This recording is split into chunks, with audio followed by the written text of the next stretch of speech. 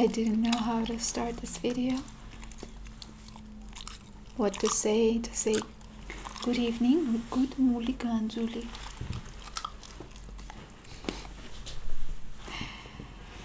I don't know how to start this video. What do you think? Mule is now scared of cars after what happened. Okay, go.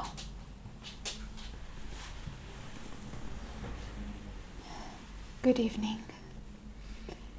It's been raining cats and dogs since yesterday, but I love the rain. I'm definitely not one of those people that constantly complain about rain. I love sleeping to the sound of the rain a lot. As I promised, I was going to talk to you, and what better way to do it than on a rainy evening? I have boiled some tea. Here, I just realized I need some black cups to match this. And my favorite tea, and by the way, just all-time favorite tea, is this tea called Marco Polo by this French company called Mariage Frère. It's such a marvelous black tea. It has floral notes and fruits in it.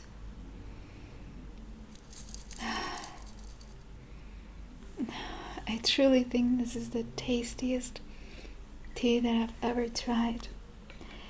They don't disclose exactly what fruits and flowers they put in this blend, but it's my favorite. If you ever can try, definitely try it. We have some walnuts that I've hand-picked from our village. And by the way, I discovered that I have a secret talent, which is to crack a walnut just with my hands. I mean, if you don't believe me, I can do it. See?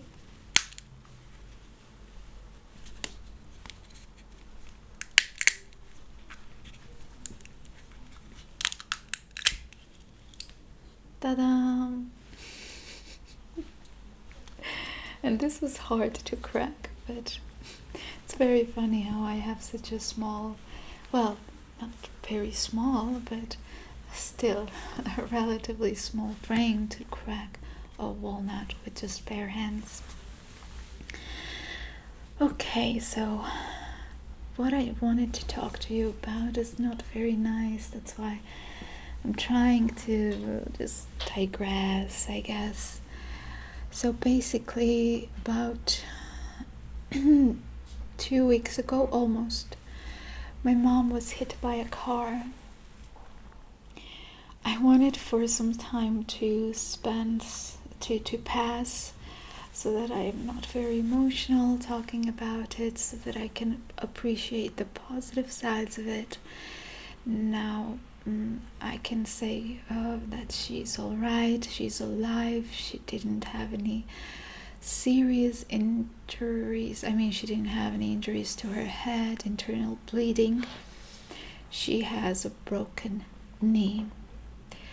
I wanted to tell you how this happened. Maybe it will teach someone something. So, she was walking Muli, my dog Muli, in the evening, late in the evening, about the time that I'm filming this video now.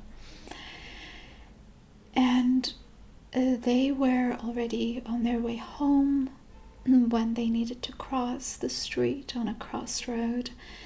And when the red light changed to green for the passerbys, they stepped on the zebra, and the cars that need to stop on the red, because once it's green for the people, it's red for the cars. One of them didn't stop, drove and hit her. Of course, there were a lot of people, and everyone surrounded her. There was even an ambulance. I wasn't there. There was even an ambulance. People went and stopped the ambulance. This is what my mom has told me.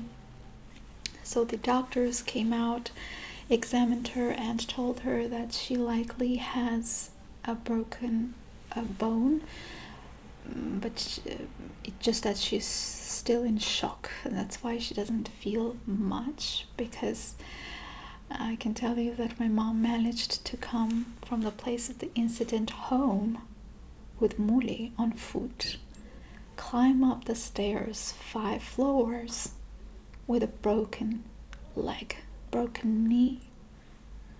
And she even intended to hide this from her family, like me, my sister. When she came in, I could tell she wasn't okay. She came into the door and I could hear her breath. So I asked her if she had fallen, because that's what she looked like she had fallen, and she had to tell me the truth.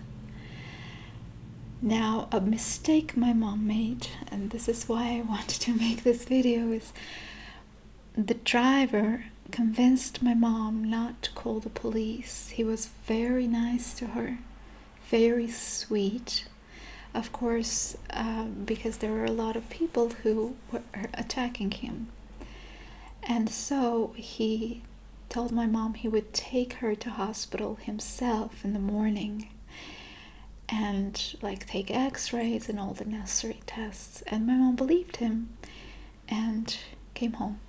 And because she was in such a shock from that hit, that crash, now she was able to walk.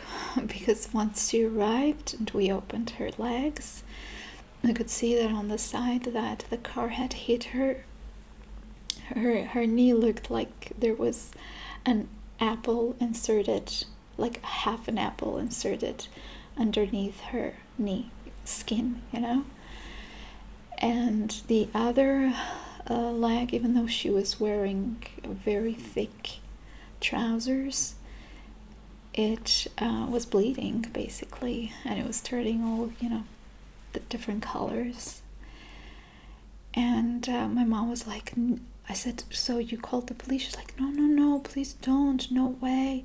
I don't, he's such a kind guy. He was so kind, he felt so bad. He will take me to hospital tomorrow. But she was hoping that there was nothing wrong, that it just was painful, because she felt pain, but it was just not as intense yet. In the morning, she couldn't walk anymore. Her knee had puffed up, really swollen. Now it wasn't half an apple there. It was very swollen. And luckily there were a lot of people there. Because there were a lot of people, someone had told my mom, take his phone number. And he had told my mom, no, you give your number to me. I will call and ask how you are. But because my mom was such a shock, she had asked him his number so that she can call him, and that way he will have her number. So in the morning, she called him, and his attitude had changed 180 degrees. He was very cold. He didn't ask her how she was. And when she said that she couldn't walk and she needs to go to the hospital, it was like, okay, so go to the hospital. I think you don't need me, right? And my mom was like, right. So we went to the hospital. I told my mom that she cannot lie and say that she has just fallen, like the driver had asked her to say. And because in the hospital they will of course ask what caused this injury. And so they did, and she told the truth, that she didn't cover him up, that she was hit by a car. My mom was heartbroken. My mom was so heartbroken because she had just believed that this man really cared, and he just didn't. They did all the kind of tests, x-rays, computer tomography, and tests. They tested all of her internal organs, her head. Thankfully, there was no internal bleeding or other injuries, even though the doctors told us that it's still a huge stress for the body because it's like a huge thrust when you get hit by a car. And they said that she was very, very lucky because she had just broken her knee and that the bones had not shifted much. It was about 2 millimeters. And of course the hospital had called the police, and I guess in this period of time we talked to this driver three times. We informed him and my sister that my mom had a broken leg, that she couldn't walk, that she was most likely going to need surgery and a very long recovery. And he's like, it's not my fault. The coldness in his tone of voice was terrible to hear. My mom didn't talk to him in the hospital. She was heartbroken. I wanted to cry just looking at my mom's face because she's just such a kind woman. She's not capable of such lies. And she was so heartbroken that she had been lied to. I think she was more having like the pain of her disappointment in this man was larger than the fact that she had now a broken knee that she would need surgery for. And yeah, it was not his fault. So yeah, but of course the next day I didn't even realize our police work so fast. The next day the police of course had examined the cameras on the street. Thankfully it happened in a place where there are cameras, and confiscated his car, took his car away from him, and he called us crying, I think very deliberately next to his children so that we could hear his children. He apologized. He said he had evaluated the situation in the wrong way. He was a taxi driver. The police had taken away his car. What is he gonna do now? And what is he gonna do? It was the only way he was earning money, which I don't even know if I believe, to be honest with you, because he has lied so many times. He lied and said that yesterday, like the day where we were in the hospital, the whole day we were there, that he was there in the hospital with us. We're like, what? And he said, yes, I was there. I just couldn't find you. We talked to this man 3 times. Like, he was lying. He was lying. So then he said that it was my mom who crossed on the red light, basically, and then he took his words back and whatever. Yeah, he hadn't evaluated the situation in the proper way, as he told us, only after the police took away his car. And my sister told him that we don't want to harm him or anything because the police asked us if we want him to go to jail. In Armenia, it is that you cannot, before, if something like this happened, you could come to an agreement. The victim and the driver, they could come to an agreement and close the case. But now they don't allow you to do this, which thank God, because usually I think the agreement is that the driver pays the victims anonymously, I guess, and that's how they close the deal, so that they just don't have, bad police records on them. on their name. Now you can't do it because I'm not the type of person that can call and ask for money. Naturally, my mom is not that kind of person. My sister isn't, so I'm very happy that we can just do it by law. And yeah, but my mom is going to ask for the lightest punishment possible.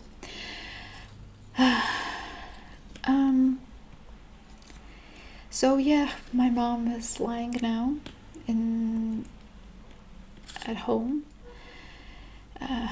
The thing is that the doctors told us that because the movement of the bone wasn't large, that she was very lucky for that, then she could choose to either just keep it motionless with I bought a fixator and we put it on her leg, and then she would stay like that without moving her leg for 6 to 8 weeks, with very limited movement, obviously, because she cannot lean on that leg.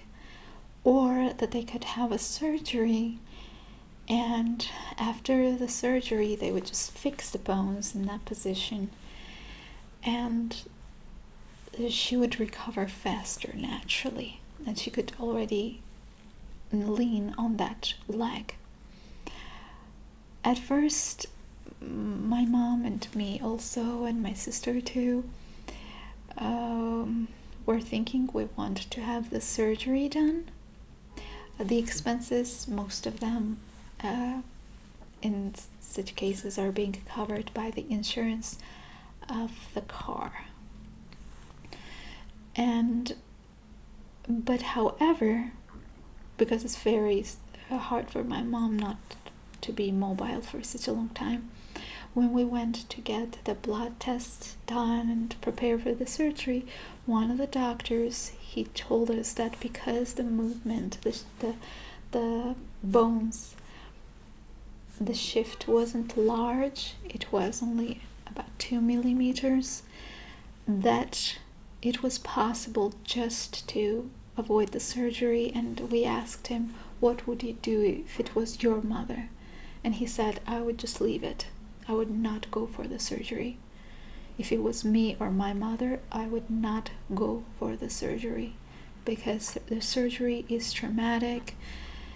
I was just scared that, because I read that even a shift of 1 millimeter, 2 millimeters can lead to faster osteoarthritis in the future.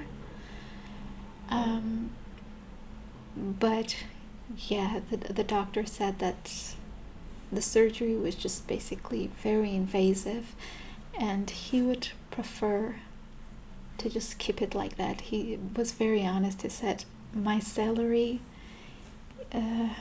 is conducted by the number of surgeries that I have in a month. So if I have this surgery done, I'm going to earn a lot of money for it. But if it was my mother, I would not go for the surgery for this particular injury. So we decided to listen to him, and yes, so my mom is recovering at home.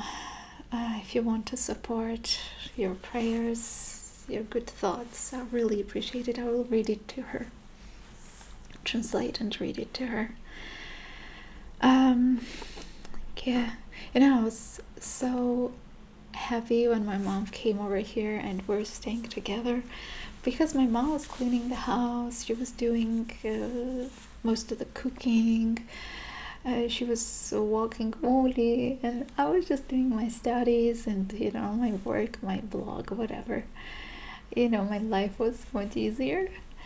And a couple of days ago I was complaining to my sister that I have now to do all the cleaning and the washing the dishes and everything, and that's why the house isn't clean enough, and I'm not so good, like I'm not a good housewife material.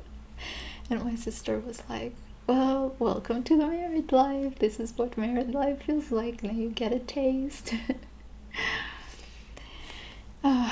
But yeah, I'm very happy that, this is the lesser of the evils that could happen to her, because we know of a case that happened to the wife of our neighbor's our neighbor's wife's family member, a kid. He was hit by a car. It was over 10 years ago, and yeah, it was over 10 years ago, and he's still in a comatose state. He had a head injury. He didn't break any bones, but he had a head injury, and it was like, I think it would have been better that he died, even though it's a terrible thing to say. But he's not talking, he's not walking, he's just lying. I don't even know how that is, what it is like. I really don't know. I'm scared to ask for updates any longer, because yeah, he's in a very bad state up until today. But maybe, on the other hand, they will invent something that will be able to bring such people to life. That would be amazing. So yes, this is what has happened. This is what I was talking about in my video when I said that something has happened. You need to calm me down. I constantly remind myself that it could have been much, much, much, much worse, and that it's just in me, and it's not a big shift. It wasn't many pieces they needed to bring together. It's okay. It's going to be okay. It's going to be alright. Molly is now scared of cars. Before I could walk with her, I am the only one in my family that can walk with her without a leash. Oops.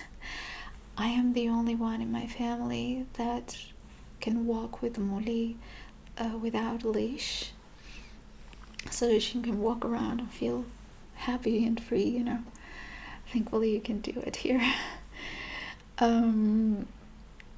But now, like before, I could even cross the street with Molly without a leash, because she would just be right by my side. I would just do the finger, I would say korkus, which means by my side, and she was always by my side. But now she's so scared of cars, and I notice she's sometimes trying to run away from cars, or when we're crossing the street, she's like running to reach the pavement. So yeah, I cannot take that risk. I don't know how long it will take her to recover from that stress. I mean, she's okay.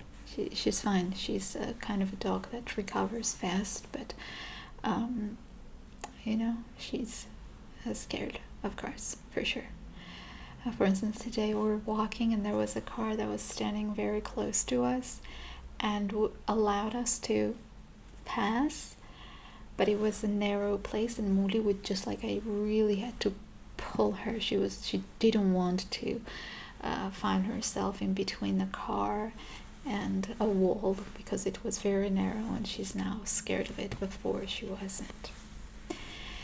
When we're standing and a car passes by, when we're waiting for the green light, she often just goes back. She's scared. Or when we're crossing the street, she doesn't want to be on the side where the cars are. She wants to be on the other side where it's empty. Yeah. So yes, this is what has happened. Of course, I know that the recovery may be a bit lengthy, because my mom is not 20 or 30 years old. But on the other hand, she's still young, and she should recover fine. We of course need post-recovery treatments and injections of hyaluronic acid into her knee. If anyone has been through it, please let me know.